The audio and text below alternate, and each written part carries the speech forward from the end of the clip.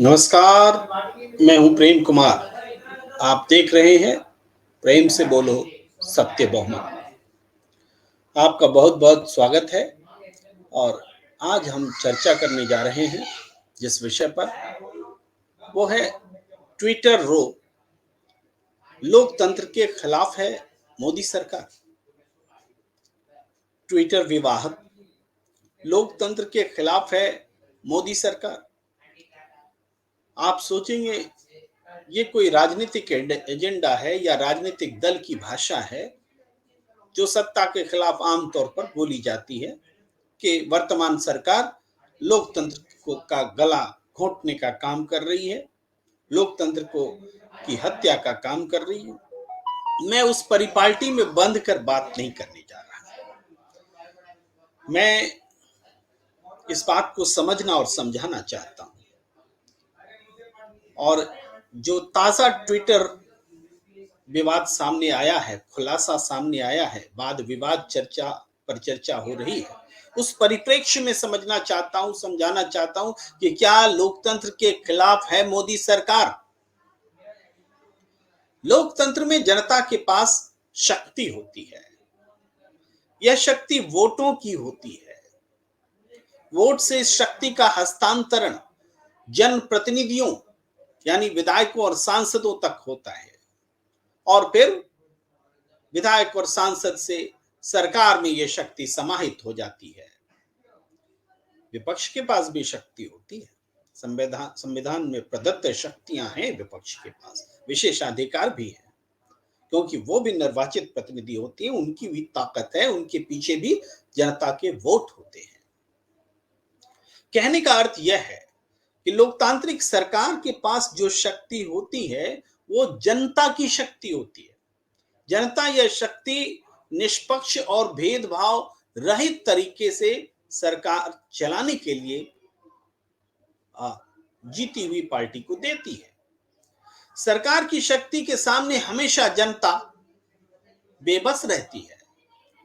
देखिए कितनी विडंबना है कि जो शक्ति जनता ने अपनी सरकार को दी है, उसी शक्ति के सामने सरकार के पास जब वो शक्ति आ जाती है तो उसी शक्ति के सामने जनता बेबस भी हो जाती है।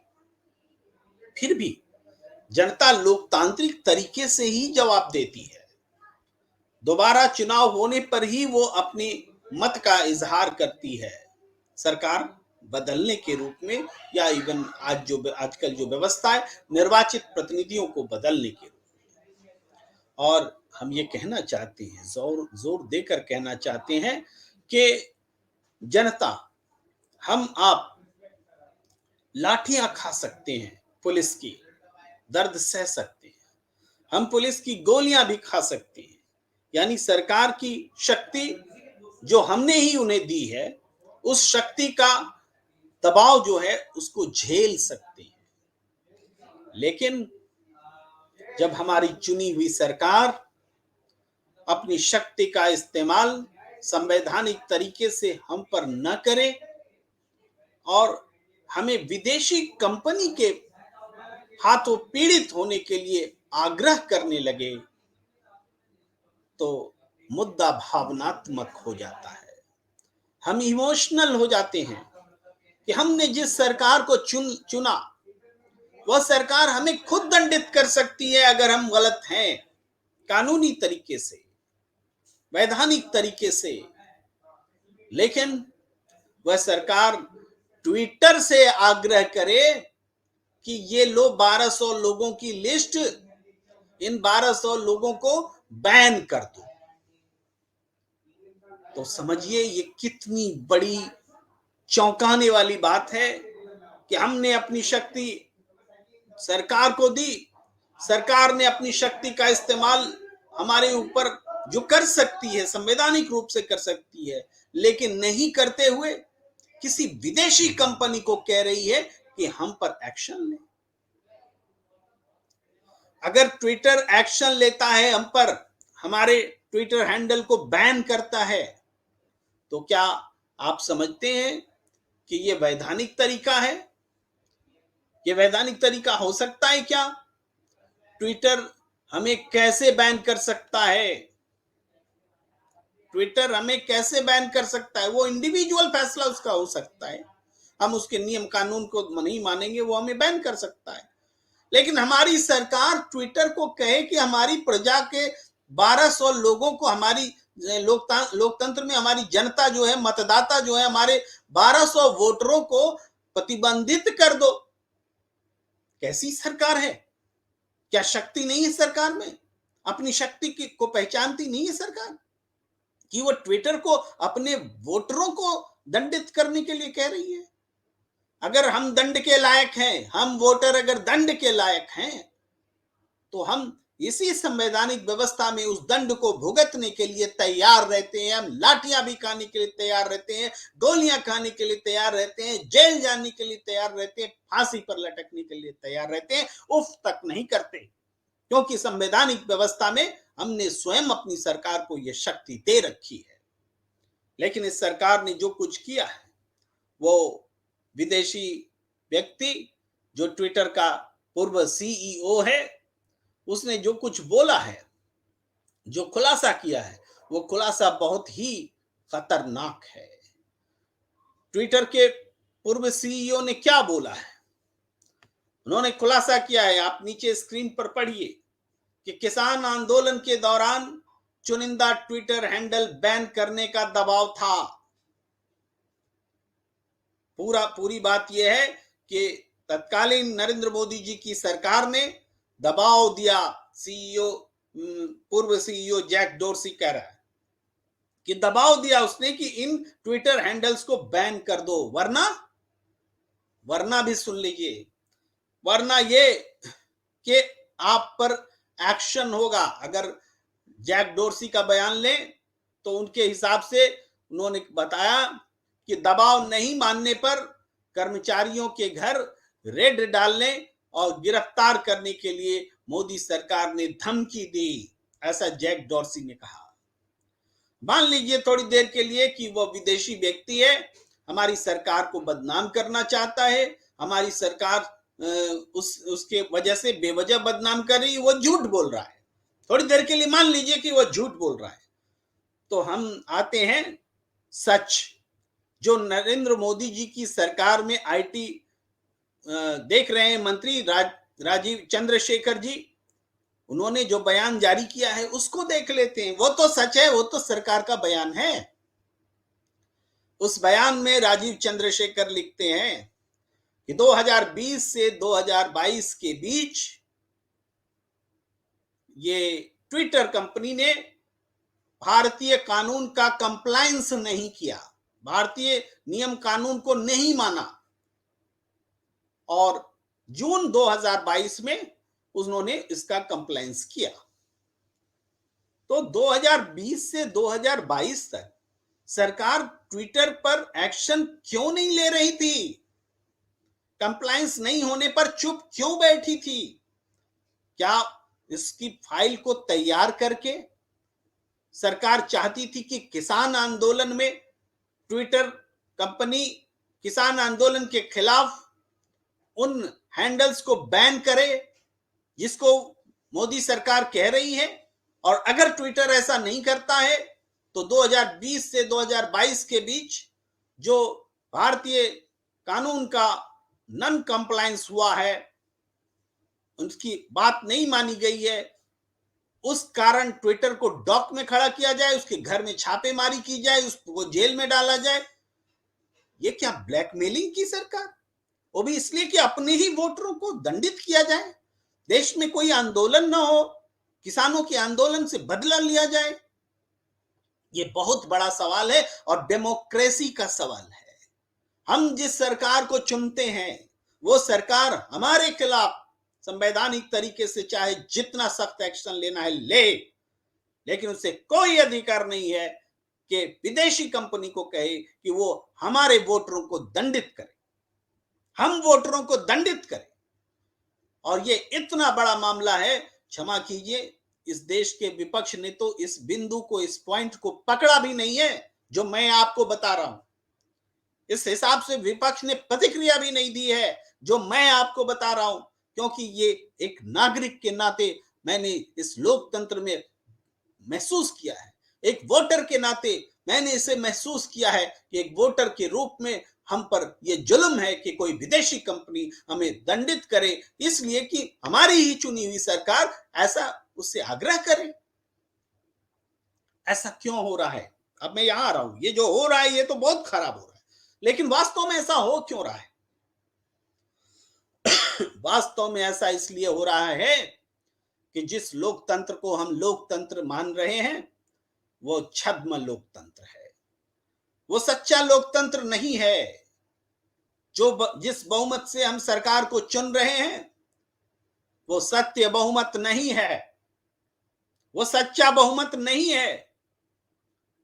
ये बहुमत वोटरों के चुने हुए सांसदों के इकट्ठा होकर के बनाया गया बहुमत है, वह भी किसी निश्चित परिभाषा के बिना।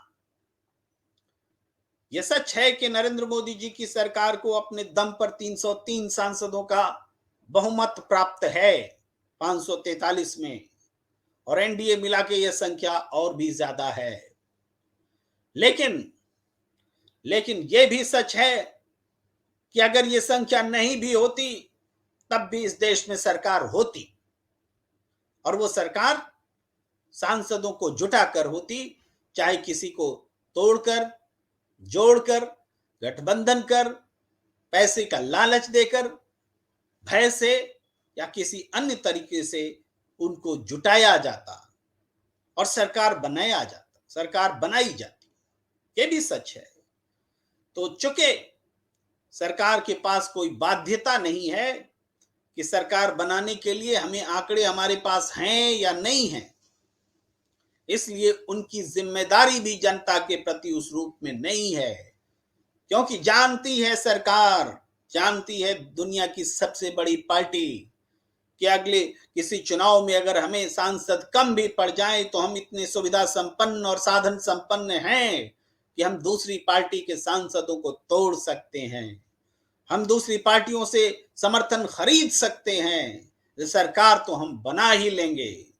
जब ये भाव है तो मतदाताओं की अहमियत अपने आप कम हो जाती है। वोटरों को वो विदेशी कंपनी से डराने का दुस्साहस कर लेते हैं, जिस बारे में सोचा तक नहीं जा सकता, उस बात को वो अपना लेते हैं, इंप्लीमेंट करके दिखा देते हैं। यह है सत्य बहुमत की ताकत भी, और यह सत्य बहुमत नहीं होने के दुष्परिणाम भी।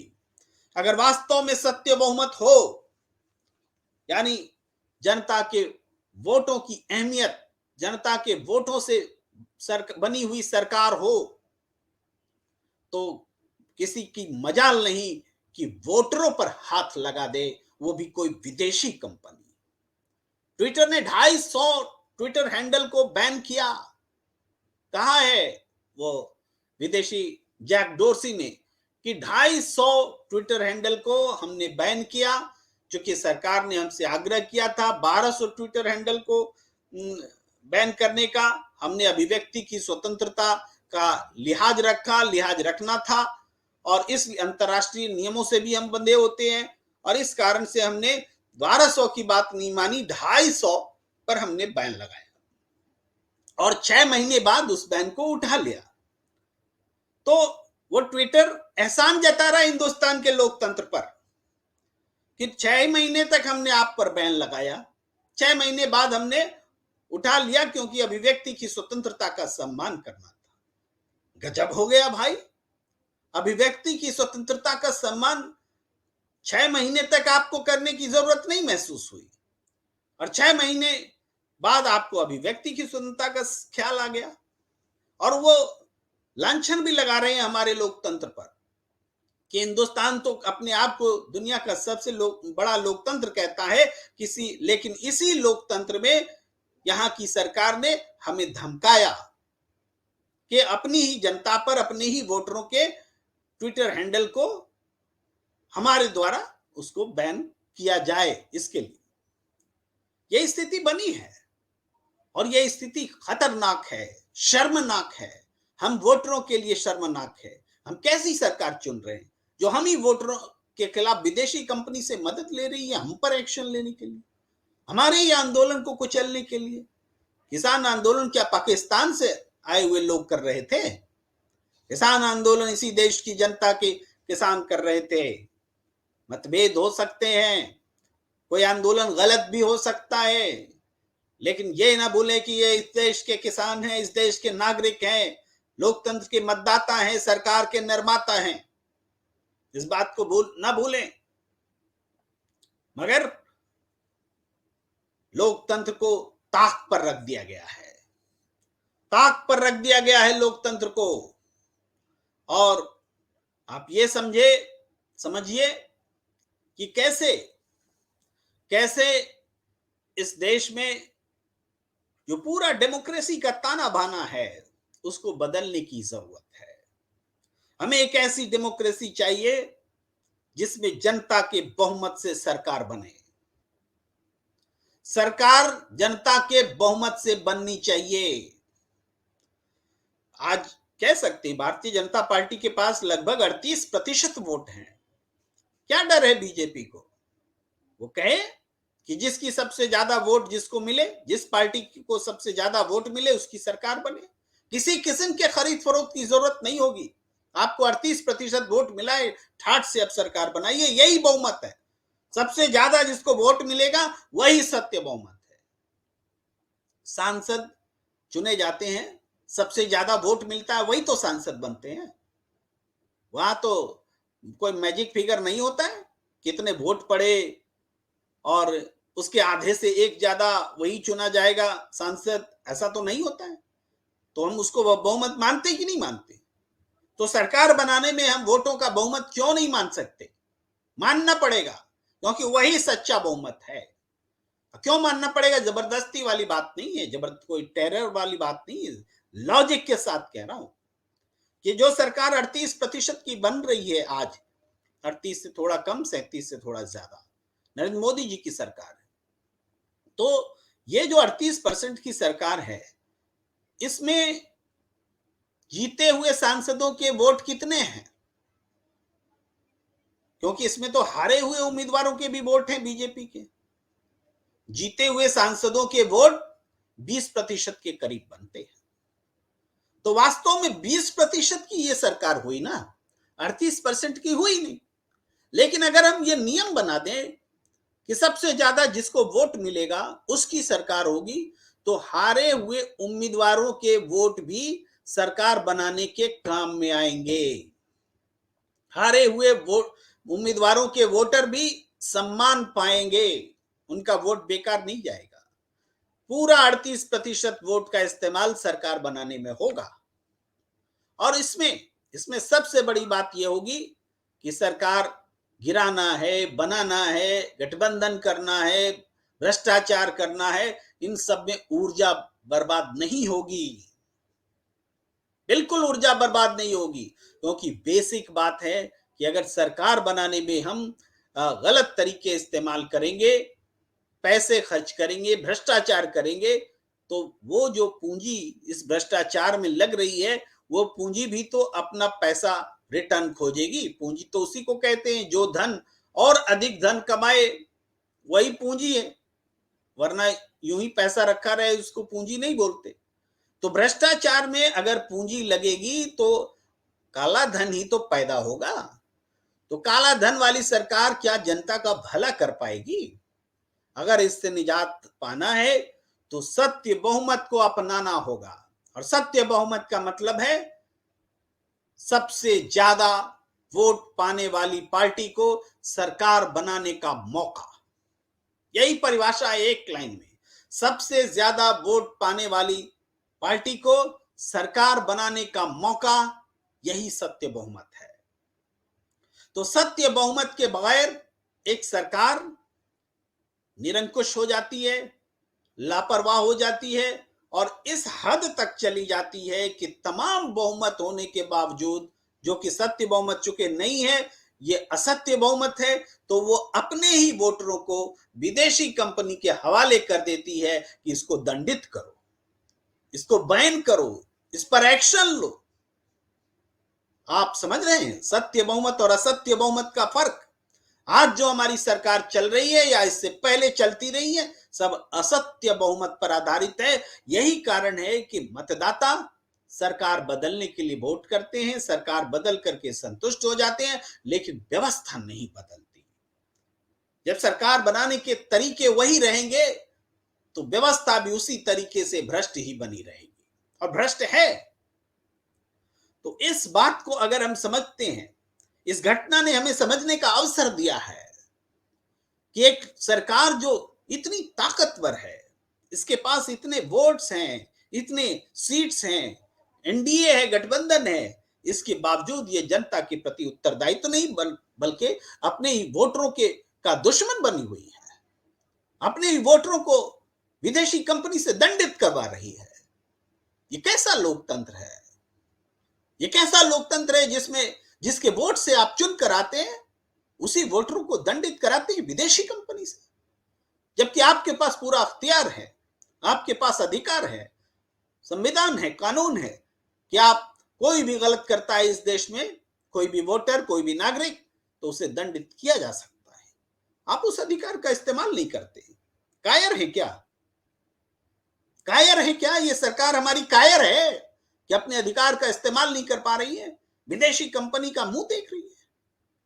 ये बड़ा सवाल है, ये बहुत बड़ा सवाल है। और सत्य बहुमत को समझ लेंगे, जनता की ताकत और उससे बनने वाली सरकार को समझ लेंगे, तो यकीनन देश बदल जाएगा, सोचने का तरीका बदल जाएगा, और फिजूल की बातों में जो हमारी राजनीति लिपटी हुई रहती है, नफरत, जाति, धर्म, इन तमाम चीजों से छुटकारा मिल जाएगा। कुछ लोग सोच सकते हैं कि ये बहुसंख्यकवाद है। नहीं, ये बहुसंख्यकवाद नहीं है, क्योंकि बहुसंख्यकवाद में लोकतंत्र नहीं होता। ये लोकतंत्र है, सबसे ज्यादा वोट जिसको मिलेगा वो सरकार बनाएगा, ये लोकतंत्र है। बहुसंख्यकवाद उसको बोलते हैं कि अगर हमारी संख्या जाति, धर्म या किसी वैचारिक आधार पर भी इतनी बड़ी हो गई तो हम बाकी सभी विचारों को, सभी धर्म और संप्रदाय, जाति को एक तरफ धकेल देंगे, हमारा वर्चस्व रहेगा। ये बहुसंख्यकवाद है। बहुसंख्यकवाद और सत्य बहुमत में बहुत फर्क है। कोई इस गफलत में न रहे कि सत्य बहुमत का मतलब, सबसे ज्यादा वोट लेकर सरकार बनाने का मतलब बहुसंख्यकवाद है, कतई नहीं है बहुसंख्यकवाद। तो मुझे लगता है कि मैंने ट्विटर विवाद के बहाने, ट्विटर विवाद को सामने रख करके लोकतंत्र में हमारी जो सरकार है उसको हमने इस मायने में एक्सपोज करने का काम किया है कि वास्तव में ये जनता के प्रति उत्तरदायी सरकार नहीं है, वास्तव में ये अपने वोटरों के प्रति उत्तरदायी सरकार नहीं है। ये अपने वोटरों को भी गलत तरीके से दूसरे के हाथों, विदेशी शक्तियों के हाथों दंडित करवा सकती है। ये इसी बड़ा सवाल को सामने रखते हुए हम लोकतंत्र को की जो वर्तमान लोकतांत्रिक व्यवस्था है उसको इस उदाहरण के परिप्रेक्ष्य में कसौटी पर कसने का हमने प्रयास किया है। हमें यकीन है कि मैं जो बात कहना चाह रहा हूं वो बात पूरी तरह से आपके दिमाग में बैठ रही होगी, आपको समझ में आ रहा होगा, और आपको ये देख रहा होगा कि हमारा जो लोकतंत्र है ये लोकतंत्र सत्य बहुमत पर आधारित नहीं है, और इसीलिए यही पूरे लोकतंत्र की खामियों की जड़ है। तो इस संवाद में, इस बातचीत में फिलहाल इतना ही। हम आगे भी बातचीत करते रहेंगे, आपके पास आते रहेंगे अपने विचारों के साथ।